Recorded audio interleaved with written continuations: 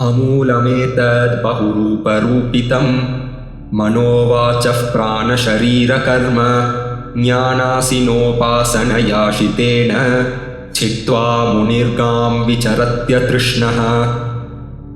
ज्ञानं विवेको निगमस्तपश्च प्रत्यक्षमैतिह्यमथानुमानम् आद्यन्तयोरस्य यदेव केवलं कालश्च हेतुश्च तदेव मध्ये।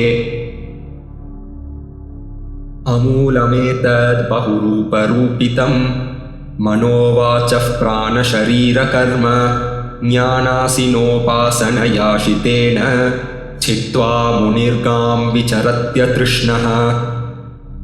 ज्ञानं विवेको निगमस्तपश्च प्रत्यक्षमैतिह्यमथानुमानम् आद्यन्तयोरस्य यदेव केवलं कालश्च हेतुश्च तदेव मध्ये।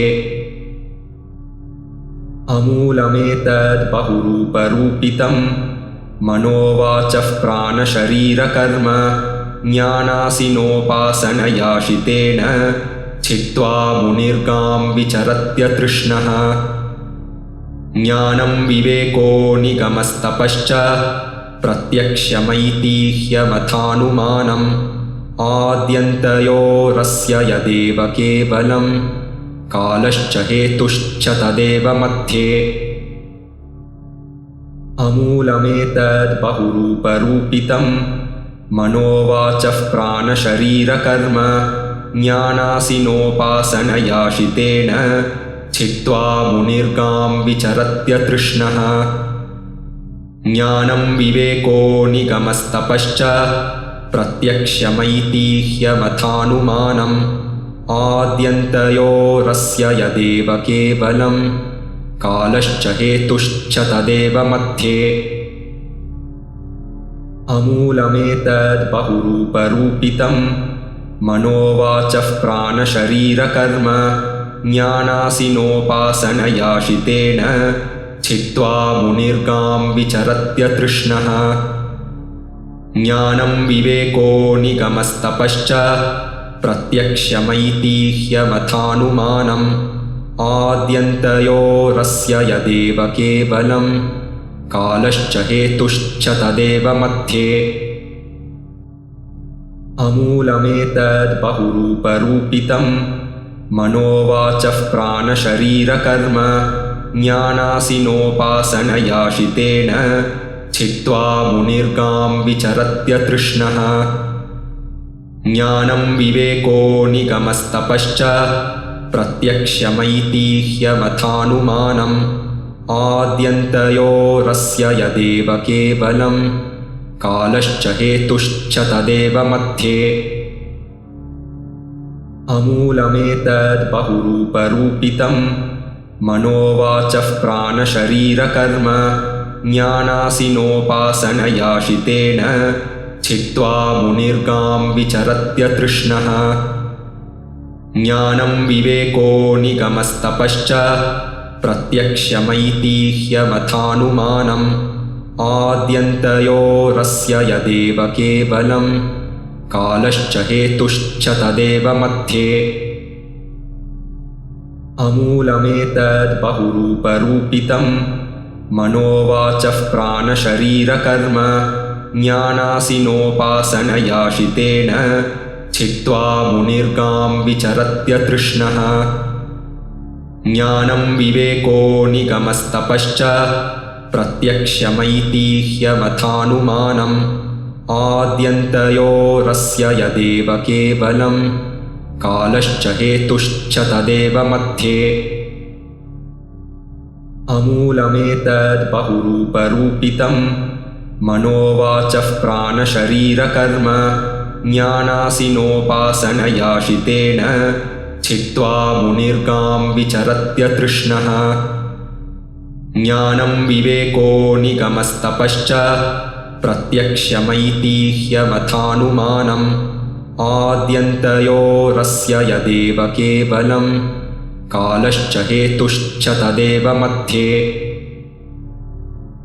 अमूलमेतद् बहुरूपरूपितं मनोवाचः प्राणशरीरकर्म ज्ञानासिनोपासनयाशितेन छित्त्वा मुनिर्गां विचरत्यतृष्णः ज्ञानं विवेको निगमस्तपश्च प्रत्यक्षमैतिह्यमथानुमानम् आद्यन्तयोरस्य यदेव केवलं कालश्च हेतुश्च तदेव मध्ये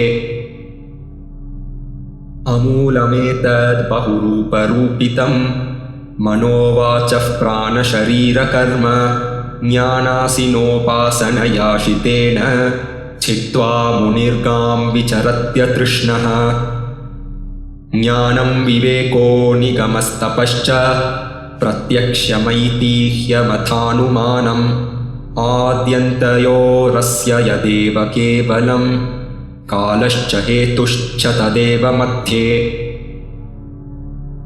अमूलमेतद्बहुरूपरूपितं मनोवाचः प्राणशरीरकर्म ज्ञानासिनोपासनयाशितेन छित्त्वा मुनिर्गां विचरत्यतृष्णः ज्ञानं विवेको निगमस्तपश्च प्रत्यक्षमैतिह्यमथानुमानम् आद्यन्तयोरस्य यदेव केवलं कालश्च हेतुश्च तदेव मध्ये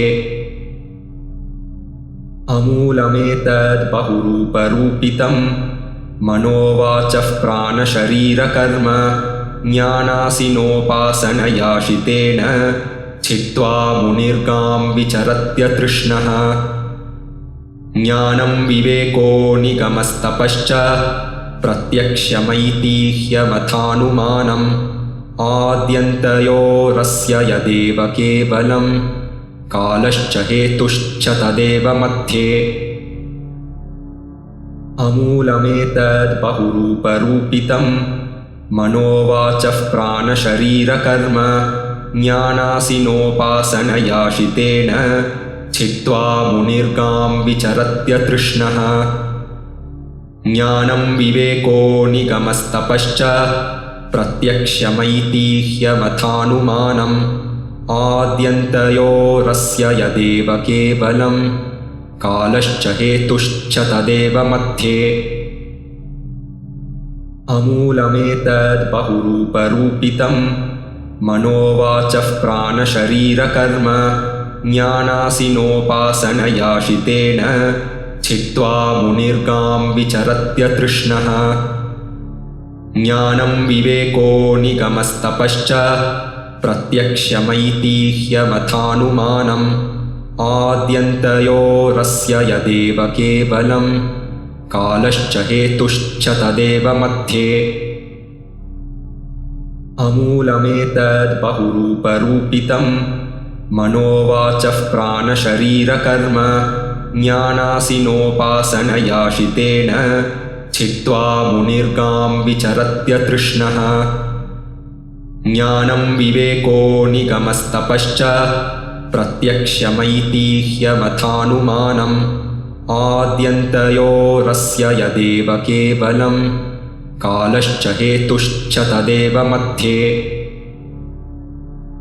अमूलमेतद्बहुरूपरूपितं मनोवाचः प्राणशरीरकर्म ज्ञानासिनोपासनयाशितेन छित्त्वा मुनिर्गां विचरत्यतृष्णः ज्ञानं विवेको निगमस्तपश्च प्रत्यक्षमैतिह्यमथानुमानम् आद्यन्तयोरस्य यदेव केवलं कालश्च हेतुश्च तदेव मध्ये अमूलमेतद्बहुरूपरूपितं मनोवाचः प्राणशरीरकर्म ज्ञानासिनोपासनयाशितेन छित्त्वा मुनिर्गां विचरत्यतृष्णः ज्ञानं विवेको निगमस्तपश्च प्रत्यक्षमैतिह्यमथानुमानम् आद्यन्तयोरस्य यदेव केवलं कालश्च हेतुश्च तदेव मध्ये।